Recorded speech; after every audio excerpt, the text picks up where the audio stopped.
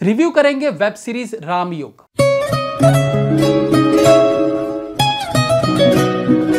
कहानी पर तो चर्चा करने की जरूरत नहीं है क्योंकि रामायण की कहानी कौन नहीं जानता, लेकिन इस वेब सीरीज को असली संघर्ष करना पड़ा स्क्रीन प्ले और ओरिजिनल रामायण से, जिसे देश में हर किसी ने देखा है। जैसे कि पहले से अंडरस्टूड था कि कहानी सीधे सीधे तो दिखाई नहीं जाएगी, क्योंकि वेब सीरीज का अब यह रूल हो गया है कि कहीं बीच से कहानी शुरू करनी है और फिर बीच बीच में कहानी पास्ट में जाती रहती है, यानी पास्ट और प्रेजेंट को एक साथ लेकर चलने का अब प्रचलन सा हो गया है वेब सीरीज में। तो यहां भी कहानी शुरू होती है सीता हरण से, लेकिन थ्रिल बनाए रखने के लिए इस सीन को डायलॉग्स और इमोशंस के साथ ही दिखाया गया, बाद में विस्तार पूर्वक दिखाया गया। लेकिन रामायण जैसी कहानी की शुरुआत के लिए जरूरी हो जाता है कि उस हजारों बार देख चुके दृश्य को कुछ ऐसे दिखाया जाए कि उसे देखते हुए इंटरेस्ट बना रहे। तो यहां पहले सीन में डायरेक्टर कुणाल कोहली कामयाब रहते हैं। हालांकि राम और लक्ष्मण की दाढ़ी देखकर आपको अटपटा जरूर लगेगा, क्योंकि ओरिजिनल रामायण में राम और लक्ष्मण हमेशा क्लीन शेव थे। खैर, कहानी आगे बढ़ती है और जब पास्ट में उन्हें सीता के स्वयंवर में दिखाया गया, वहां वो क्लीन शेव में नजर आए। तब जाकर महसूस हुआ कि ओह, अब तो फिल्म मेकर्स रियलिटी बेस्ड फिल्में बनाने में ज्यादा यकीन रखते हैं। तभी जंगल में या वनवास वाले सीन्स में इन दोनों भाइयों की दाढ़ी बढ़ी दिखाई जाती है, और जब वो महल में होते हैं या स्वयंवर के लिए आए तो क्लीन शेव्ड, यानी राम जी और लक्ष्मण जी की दाढ़ी नहीं थी। ओके, अब अगर एक्टर्स की फिजिक की बात करें तो एकता कपूर वाली महाभारत की याद यहां आती है, जहां सारे भगवान बॉडी बिल्डर्स थे। तो वही चीज यहां भी दिखती है। यहां न केवल इनकी मस्कुलर बॉडी नजर आती है, बल्कि ये सारे चेहरे टीवी सीरियल्स की याद दिलाते हैं। वेब सीरीज में कोशिश की गई है कि इसे रामायण सीरियल से थोड़ा अलग करके दिखाया जाए, जैसे कि स्वयंवर वाले सीन में अनेकों राजाओं ने आकर धनुष तोड़ने का प्रयास किया था, लेकिन यहां पर जब श्री राम धनुष तोड़ने आते हैं उस वक्त वहां केवल वो ही थे, बाकी राजा नहीं थे। यानी वेब सीरीज में यह बताने की कोशिश की गई है कि स्वयंवर कई दिनों तक चला था और बाकी राजा दूसरे दिन आकर धनुष तोड़ने का प्रयास करते होंगे।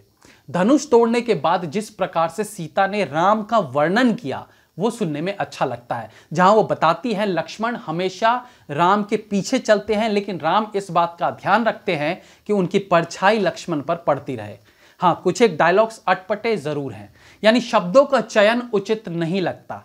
जैसे परशुराम जब कहते हैं नए युग के छोकरे, अब छोकरे वर्ड मुझे नहीं लगता कि उन दिनों में इस्तेमाल किया जाता होगा। दूसरी चीज कि हमारी संस्कृति में पत्नी द्वारा पति को नाम से बुलाना अभी का प्रचलन तो हो सकता है, हालांकि अभी भी बहुत सी महिलाएं पति को नाम से नहीं बुलाती, लेकिन इस वेब सीरीज में सीता जी अपने पति यानी श्री राम को श्री राम कहकर ही संबोधित करती हैं। यह भी थोड़ा खटकता है।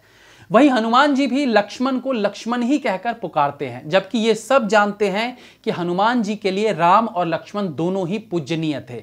फिर प्रभु के बजाय नाम लेकर कैसे बुलाया गया, ये सोचने वाली बात है। वीएफएक्स की बात करें तो यहां इसका काफी इस्तेमाल देखने को मिलता है। कुछ एक जगह वीएफएक्स बहुत सस्ते जरूर लगते हैं, जैसे आफ्टर इफेक्ट से ही इसे बना लिया गया हो, लेकिन कुछ सीन्स में वीएफएक्स भी उच्च श्रेणी का देखा जा सकता है। डायलॉग्स अच्छे लिखे गए हैं, काफी कुछ डिटेलिंग में बताया गया है।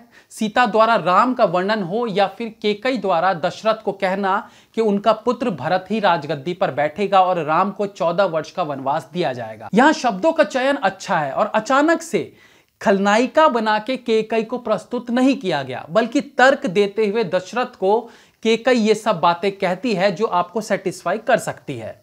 रावण का किरदार निभाया है कबीर दुहन सिंह ने, जिन्हें आपने टॉलीवुड की बहुत सी फिल्मों में मेन विलन का किरदार करते देखा होगा। यहां वो रावण का किरदार निभाते हैं और कुछ लंबे वन टेक शॉट्स में बोले उनके डायलॉग्स उनके टैलेंट को दर्शाते हैं। हालांकि लंका के नाम पर वेब सीरीज में एक सभागृह दिखाया जाता है जहां बीच में रावण बैठा रहता है। थोड़ा नयापन लाने के लिए यहां एक ओपन सभागृह दिखाया गया है। वेब सीरीज में भले रामायण की कहानी दिखाई गई हो, लेकिन कई ऐसे डायलॉग्स को यहां सम्मिलित किया गया है जो आज के हालातों से कनेक्ट करती है। जैसे समंदर को चीरकर लंका पहुंचने की राय पर राम कहते हैं कि हमें प्रकृति का विनाश करके प्रगति नहीं करना है, या फिर क्लाइमैक्स के दौरान रावण कहते हैं कि रावण एक व्यक्ति नहीं है, ये एक सोच है जो हजारों साल बाद तक भी रहेगी और आज के वक्त में हम देख सकते हैं कुछ लोग रावण को पूजते हैं। इसी प्रकार से नारी शक्ति को लेकर भी भविष्य का हवाला देकर बहुत सी बातें कही गई हैं। वेब सीरीज की एक बात जो मुझे सबसे ज्यादा खटकी वो थी किसी भी कैरेक्टर का जनेऊ ना पहनना।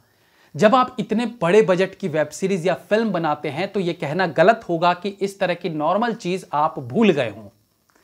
क्षत्रियों में, पंडितों में जनेऊ का विशेष महत्व होता है और यह महत्व आज भी है। तो फिर रामायण में राम से लेकर हनुमान या रावण किसी ने भी जनेऊ धारण क्यों नहीं कर रखा था? यह सचमुच चौंकाने वाली बात लगी। यदि फिल्म मेकर्स ने यह जानबूझकर किया है तो वाकई में इनके रिसर्च पर दया आती है। आज भी सोशल मीडिया पर रावण का जिन बातों को लेकर गुणगान होता है कि उसने अपनी बहन के लिए बदला लिया या उसने सीता जी को हाथ तक नहीं लगाया, इन सभी प्रश्नों का जवाब भी यहां सुनने को मिलता है। बैकग्राउंड म्यूजिक में कुछ संस्कृत के मंत्रों और भारतीय संगीत का इस्तेमाल देखने को मिलता है जो सुनने में ठीक लगता है। रामायण जैसे सब्जेक्ट पर वेब सीरीज बनाना किसी चैलेंज से कम नहीं, वो भी तब जब रामायण धारावाहिक को देश में सबसे ज्यादा पसंद किया गया है। मैं इसे उच्च स्तरीय वेब सीरीज तो नहीं कहूंगा, लेकिन वन टाइम वॉच जरूर है। कलाकारों की एक्टिंग भी बहुत सराहनीय नहीं कही जा सकती। ऐसा भी नहीं कि आपको केवल निराशा ही हाथ लगेगी। मेरी तरफ से इस वेब सीरीज को 2.5 star. Have a nice day.